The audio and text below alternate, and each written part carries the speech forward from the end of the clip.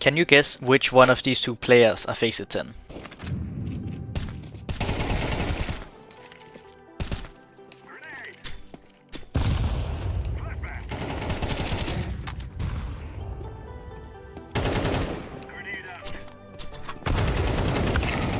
Well, it's quite obviously the first one, but why is the first one? What is the biggest difference between these two players? You might say it's aim, game sense, or crosshair placement. But the biggest reason this player is Faceit 10 and this one is Faceit 4 is the movement. So that's why today I'm gonna show you how to be a movement Chad. So there are 12 movement skills I want to discuss, starting with the most important one, counter strafing. So counter strafing is when you're running and you press either A or D to stop instantly. That seems pretty simple, right? But that is one of the hardest skills to master in the entire game, and probably the biggest difference between a Faceit 10 and a Faceit 1. Next up is ladders. I see most people go up a ladder like this, but there is a way faster way to go up ladders. Just look top left and hold D. And you can do the same silently just by pressing W and D and looking top left at the same time.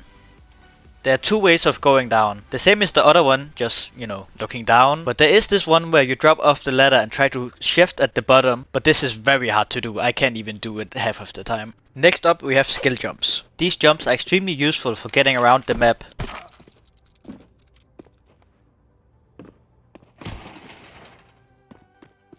The best way to learn skill jumps like this is this movement map. I have a link in the description for it if you want to try it out. It's pretty simple, you just have to make these jumps, and they get increasingly harder the further you go on.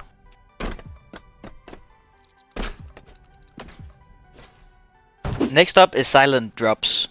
Have you ever been in a clutch going through temple, jumping down just to reveal your position and lose the clutch because of it? Well, you can actually drop down silently by holding crouch and releasing it mid-air before you hit the ground. This is useful in many places, not just temple or ancient.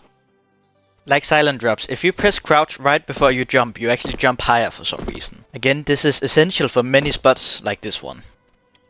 So you saw me doing peeking earlier. But what if you don't want to make noise? Well, then you do this, right? No, you do silent peeking. Because of how sound works, it doesn't make noise if your movement speed is not high enough. So you can actually silently peek without holding shift. So this is how you should silent peek. Next up we have bunny hops. I'm gonna be honest, these were pretty good in CSGO, but in CS2 they're pretty bad. Like, I can never hit a bunny hop. And it's not just me, like I don't know a single person that can consistently hit bunny hops in CS2. But the mechanics of a bunny hop is still pretty useful. Like for example when trying to escape a corner, jump around the corner like this. You don't know how many times this has saved my life.